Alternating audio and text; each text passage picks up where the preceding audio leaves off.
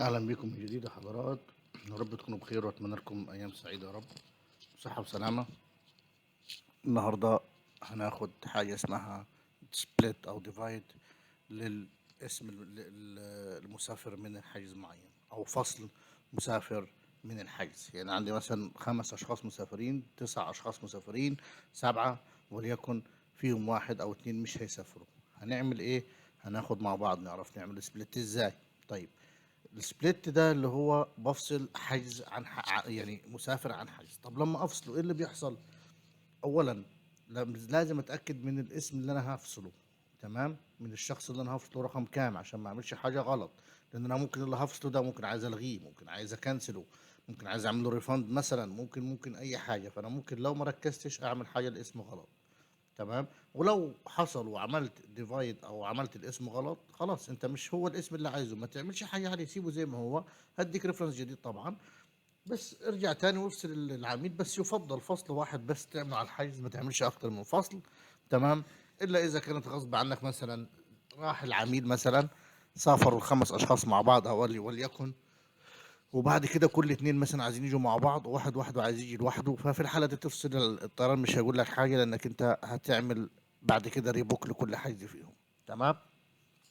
لو عايز تفصل لكل واحد لوحده ينفع، بس يعني مش حلوة، يعني فاهم انت. لو انت لسه هتعمل حيز جديد، بتعمل حيز جديد، الغي الحيز كله خالص واعمل كل واحد لوحده من جديد خالص، بدل ما تقعد تفصل وتعمل لو انت ما صدرتش يعني.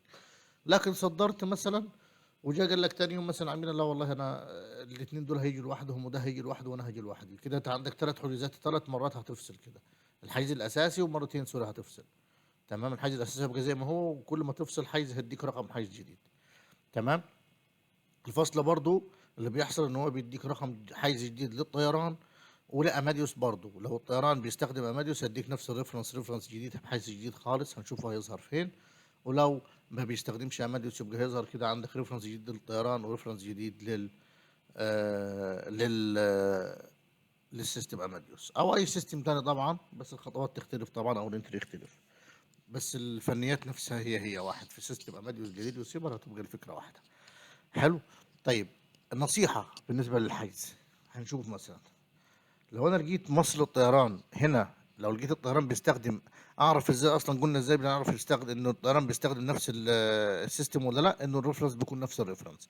في الحالة دي مش محتاج اكد مع مصر الطيران، معلش ورا 1 2 3 حصل واكد لي الحيز او لا، مش محتاج. لكن لو فتحنا صفحة جديدة هنا مثلا وعملنا كيو اس 11 عشان نشوف من الحجوزات بتاعتي اي واحده فيهم ريفرنس غير التاني، اول حيز اهو اتفتح اللي كنا واخدين عليه المثال بتاع السيرفيس دوكس، هو عندي فلاي دبي هنا مش بتستخدم سيستم اماديوس، لا سيستم خاص بيها اصلا فلاي دبي مثلا، تمام. فهنا الريفرنس غير الريفرنس، فعرفت ان هي فلاي دبي غير.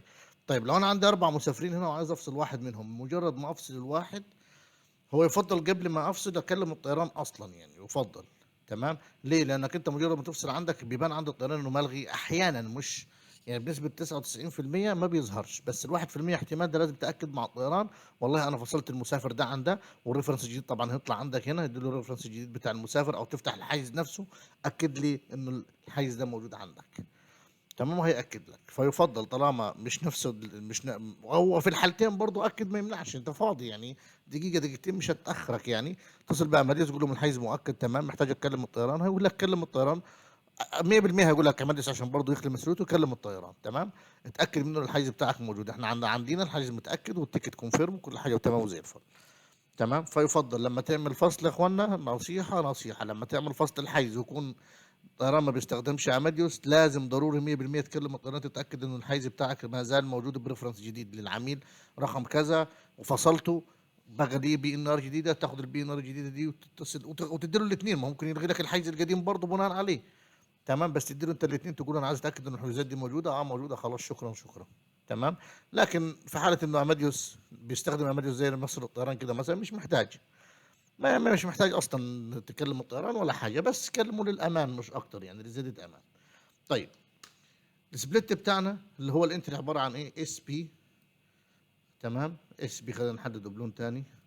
اس بي يعني سبليت باسنجر 2 اند 4، خلينا مثلا 1 اند 3 عشان مفيش 4 عندي، 1 اند 3، طيب تعالوا نشوف 1 اند 3 هنا فين. هنا 1 اند 3. طيب انا كده هفصل الام والاب مع بعض والطفل مش هفصله.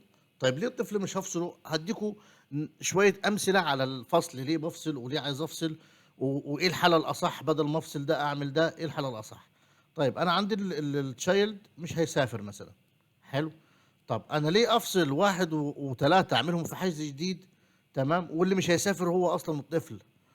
يعني لو مثلا ده طيران الفلبينيه مثلا الفلاي دبي مش بيستخدم الحيز، انا كده كده هلغي الحيز. انا مصدر التذاكر دي، ما انا مش متصدره طبعا، بس على سبيل المثال ان التذاكر دي متاكده يوم 25 ديسمبر.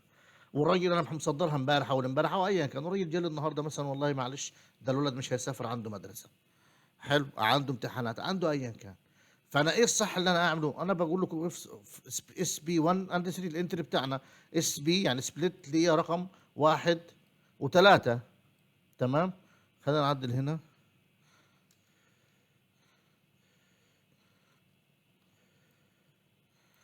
واحد وثلاثة. تمام. واحد وثلاثة. طيب أنا ليه طالما أنا هلغي ده، طالما أنا هلغي ده. تمام. يعني طالما أنا سوري هلغي كده كده ده هيرجع تذكرته مش هيغير فيها كده. طب ما أنا ألغي اس بي 2 على طول. ليه أنا أعك العكة دي واخلي الاثنين دول لانه انا اللي هفصله هياخد حيز جديد. انا عملت اس بي 2 رقم اتنين ده هياخد حيز جديد، واللي قديم ده اي حاجه ما لمستهاش هتبقى زي ما هي. يعني ما عملتش رقم واحد هيفضل في الحيز اللي هو ده رقم الريفرنس بتاع اماديوس ده. الطيران ده سوري وده الاماديوس ده هم طبعا الاثنين، بس لازم اوضح لكم برضه هيبقى زي ما هو. طيب انا عايز افصل الولد علشان مش هيسافر، يبقى افضل بدل ما اخلي الام والاب في بي ان ار جديده واقول يا ترى اتكنسلت ما اتكنسلتش، لا خليني افصل الولد لانه كده كده هعمل له ريفند. فمش فارقه الطيران يلغي الحيز ما يلغوش براحته ان شاء الله. حتى ما بان عنده انا بلغي تيكت نمبر بعدين مش بلغي الحيز وبس. تمام. فخلاص اعمل اس بي 2. تمام. عملت اس بي 2 انتر. طيب شايفين الحيز هنا ام اس لسه ما زال زي ما هو، اماديوس لسه ما ادانيش حيز جديد عشان انا ما كملتش الخطوات. تمام. هنا لحظة بس عشان نشوف كي 2 اكس ام ار بي. هنا حيز ايجيبت اير زي ما هو. تمام. وانا فصلت 9 اكتوبر فلان الفلاني جاب لي ده عشان لسه زي ما هو، فحطوا لي في البي ان ار زي ما هو، حتى جاب له من تحت نفس الحيز لسه ما هو، لسه ما نهتش حاجه. طيب هعمل ايه تاني؟ ار اف اللي هو امضاء الاول بعد اول عمليه ار اف اف. تمام. طيب كده خلصنا. يعني مثلا لو عملت اي ار كده خلاص، لا هيقول لك invalid transaction file required. اللي هو ايه الفايل ريكوايرد؟ الفايل بتاع اللي هو ار اف اي ار سوري اي اف اند فايل، يعني اند واعمل لي فايل بالاي اف. تمام. واعمل لي فايل باسم العميل اللي هو ده. تمام. اللي هو ده. طيب هنا جاب لي ايه بقى؟ هنا جاب لي ايه تحت؟ كي 3 كذا كذا كذا. هنا قال لي اس بي يعني سبليت 9 اكتوبر اف اي اي اس اليوزر بتاعي كويت كذا كذا الاوفيس اي دي بتاعك. هنا كي 3 ده الريفرنس الجديد بتاعي في اماديوس. لاحظ في اماديوس حتى لو كان هو نفس الريفرنس بتاع الطيران انا ماليش دعوه، هنا بيبقى باماديوس والطيران بيبقى فوق. فاللي بيعملوا لك سبليت انت في سيستمك انت بقى شغال في اماديوس. طيب هل انت هنا على كده مثلا يعني لسه في ار اف اي وفي اي ار، هل انت هنا مثلا انتهينا على كده مثلا لو عملنا اي ار مثلا هيرجع تاني الحيز؟ هيرجع تاني الحيز لسه، بالرغم انه اداني ريفرنس جديد. شايفين هنا رجعت لطبيعتها، وبالرغم انه اداني ريفرنس جديد هنا خالص، بس ده الريفرنس اللي هيكون بيه الحيز الجديد بتاعك مجرد ما تفصله. فانت لو عملت بعد كده الخطوه الاخيره اخر خطوه خالص ريسيف تاني واي ار هيتحفظ لك البي ان ار في مكان جديد. تمام. سوري نقول من تاني. لو عايز افصل عميل عشان الغي عليه، تمام، يفضل اسيب الموجودين الاساسيين في الحجز واخد اللي هعمل عليه الاكشن بتاعي، سواء تغيير او الغاء او ايا كان. اسيب الموجود الاساسي واخد رقم الاكشن اللي انا الرقم المسافر اللي انا عايز اعمل عليه الاكشن بتاعي، سواء تغيير الغاء مش ايا كان هعمل عليه. تمام. تمام. طيب هنا مثلا الاب والام سوري الطفل والاب هيسافروا والام هيسافروا، لكن الاب مش هيسافر، يبقى هعمل اس بي 1 مثلا. تمام. وبرده ريسيف، هعمل ريسيف الاول، بعد كده مش اي ار، لو عملت اي ار هيقول لك غلط انفاليد، فايل الاول الاي اف انت فايل، بعد كده ريسيف تاني، بعد كده اي ار. بصوا جالي كي 3، ده نفس الريفرنس اللي جابوا لي في الاول، ملوش دعوه مين اللي هيتفصل. لو تلاحظوا يمكن هنا اهو، لا ده مش ده اللي قبله، كان ايه اهو كي 3 جي كيلو نمبر 3 جورج جاك 5 فازر، كيلو نمبر 3 جورج هاني جورج، لا مش نفسه، اداني ريفرنس تاني خالص غيره. تمام. هنا اعمل اي ار كده اتفصل لي، لو عملت اي ار كده اتفصل لي ده عن ده. طيب هنا لما يرجع لي هيرجع لي الايه، هيرجع لي للاساسي بتاعي، هيرجع لي للاساسي اللي انا كنت عليه، والحيز الجديد خد رقم جديد، ريفرنس امادوس جديد وريفرنس ايرلاين جديد. لو انا خدته اللي هو بيكون تحت اهو في اخر الحيز بيجيب لك ديسبلاي، مش لاين نمبر، ديسبلاي وقصادها اس بي 9 اكتوبر، فادي اللي عمل السبليت، ورقم الإياتا بتاعه ده الاوفيس اي دي سوري في اماديوس. هاخد الريفرنس ده كوبي، تمام، وار تي هنا، هلاقي هنا اداني. طبعا عشان اماديوس لو هو طيران تاني كان هيديني حاجه مختلفه، بس عشان زي ما احنا بنقول اماديوس نفس، حتى لو طيران يعني اماديوس نفس ام جي ايجيبت اير بتستخدم اماديوس، فاداني نفس الحجز، هو البي ان ار ده هو نفس الرمز البي ان ار ده. لو فلاي دبي هتلاقي الرقم هنا مختلف والرقم ده مختلف، فانا برضو بفتح لما بلاقيه تحت بفتح ده ريفرنس اماديوس. لما بيعمل لي سبليت انا بعمل سبليت في اماديوس، فبيديني ريفرنس جديد لاماديوس، وبعد ما اعمل سبليت اماديوس الطيران اللي بياخد الاوردر من اماديوس يدي له ريفرنس جديد برضو لحجز جديد تاني. طيب هنا لو رجعنا لده، هنا برضو بيجيب لك في الاثنين، يعني شايفين ده الجديد اهو، انا فصلت احمد، تمام. هنا اهو البي ان ار بتاعته القديمه بقى اللي كانت مفصوله معاه، هنا اهو. انا بقول لك برضو هنا بيقول لك انك عملت سبليت، ورقم الريفرنس انت عملت منه سبليت ده اعمل له ار تي تاني هيرجعني للقديم. هنا برضو بقول لك انك انت عملت سبليت والرقم الجديد ده، يعني بالعكس، بس ايا كان ريفرنسين موجودين. تمام. هعمل ار تي للريفرنس ده مثلا مش عايزه، انا هعمل ريفند، اعمل اي حاجه بعد ما اخلص اعمل اكس اي للبوكينج ريسيف اي ار مثلا اي ار عشان اتاكد انه الحجز بتاعي اتلغى، وخلاص خلصنا. هرجع ادينا اهو لسه ما زال انه ده معمول، كان معمول مع كان معمول كن سوري يعني كان معمول استبدلت من البي ان ار دي، افتح البي ان ار دي واشوفها تمام تمام اوكي، الاسم اللي اخترته صح، كل حاجه صح تمام وزي الفل ومية مية كده. البي ان ار بتاعتي طبعا انا ده مجرد سبليت. طب لو هم اربعه مثلا اعمل اس بي وعايز افصل يعني زي ما كانوا ثلاثه الاول، نشوفها موجود الحيز ولا راح من هنا موجود. يعني مثلا عايز زي ما قلت لكم عايز افصل واحد وثلاثه، اقدر افصل واحد وثلاثه، واحد وثلاثه واربعه وخمسه معايا لحد ثمان اشخاص، لو هم تسعه في البي ان ار اقدر افصلهم. طبعا لو انا هفصل ثمانيه ما اقعدش اكتب من واحد اثنين ثلاثه اربعه، لا، لو هم الثمانية قاعدين واحد بس انا هفصل واحد. يعني خلوكم في الحته الفنيه دي انك تفصل، تعود تفصل واحد الشخص اللي انت عايزه بس، يعني ما تستسهلش. يعني انا مثلا عايز افصل اخر واحد هنا، تمام، ما اخدش واحد واثنين واعمل لهم فصل. طب ما انت تختار واحد بس هنا تفصله لوحده، ليه تفصل اتنين ورا بعض او اتنين تعملهم في حيز جديد لا، الاضمن انك انت تخلي اللي هيتفصل بس لوحده. يعني كانوا ست اشخاص هنا،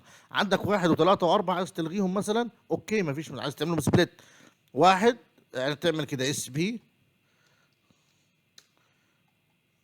اللي هتعمله، تدخل الانتر اس بي واحد كوما اتنين كوما اربعة مثلا، او واحد تلاتة اربعة مثلا. عايز من واحد لاربعة مثلا هايفن زي ما قلنا، من واحد لاربعة. طبعا ما فيش العدد هنا فمش قابل طبعا، تمام. اللي عايز تفصله، احنا خدنا الكوما والهايفن والدوت والفاصلة والنقطة، واللي تفصل ايه بينهم وبين بعض عادي تختار واحد اتنين تلاتة اتنين، من واحد لاثنين، من واحد لثلاثة مثلا، وبعد كده تضيف عليهم مثلا رقم ماسنجر رقم خمسة براحتك، على حسب عدد الأشخاص أو على حسب مين اللي عايز تفصله. بس تتأكد من الأسماء بليز قبل ما تفصل، عشان دي مشكلة كبيرة جدا مش سهلة إنك تفصل حد. وبعد كده ما أنت ما أنا أحيانا بشتغل إزاي، خلاص أنا رقم واحد عايز أفصله هو الجمال محمد مثلا محمود مثلا اس بي 1 تك تك تك تك تك تك واشتغل. واس بي 1 انا كنت عايز اعمل ايه، عايز اعمل اكس اي، رحت تك اكس اي على طول، تمام. بس بعدين اتضح انه لا، ده كان في بي ان ار من فوق مثلا، كان في حاجه تانية مفتوحه ورقم واحد، او بعد ما عملت سبليت ما بقاش رقم واحد خلاص. فاتضح ان انا اصلا انا سريع في شغلي. بس من الاول لما تاخد، عايز تبقى سريع صح في شغلك، تاخد الحاجه صح. يعني انت الجمال ده انت عارف، لانه ممكن انت تفكر على بالك انه مثلا انت عايز تفصل رقم اتنين، فتيجي تفصل رقم واحد، تمام، اللي هيظهر لك اصلا ثابت البي ان ار هنا. تمام. البي مجرد ما تفصل ده، البي ان ار اللي هتتفتح هي الثابته اللي هي فيها ده. فانت اول ما تعمل اس بي 1 مثلا وتك تك تك تفتكر انك انت خلاص. تمام. هو اتنين اللي انت موجود عند يعني، هو سوري ده اللي موجود عندك انت وعايز تعمل عليه الشغل، اكس اي مش عارف ايه بتاع، لا برضه تركز حتى بعد ما تفصل وتعمل ايه انت اي، اعمل اي ار زي كده مثلا وشوف الاسم الصح اللي اتفصل معاك ولا لا. وبعد ما تعمل اعمل اكس اي، اعمل ديليت، اعمل ريفاند، اعمل اللي انت عايزه. تمام. كده اتمنى اكون شرحت لكم بطريقه بسيطه، او شرحت لكم كل ما يخص السبليت وكل الفنيات اللي في السبليت او الديفايد، او تقسيم الحيز، او المسافر، او فصل المسافر عن مسافر عن في حيز معين، وشفنا بيظهر ازاي. شكرا لكم واشوفكم على خير. طبعا انا لازم اعمل ده اكس اي ريسيف اي ار عشان ما يجيش ديبت، طبعا عشان انا ده كله طبعا التريننج بعمله لكم، واجنور عشان ترجع الصفحه لطبيعتها. شكرا لكم واشوفكم على خير حضرتك.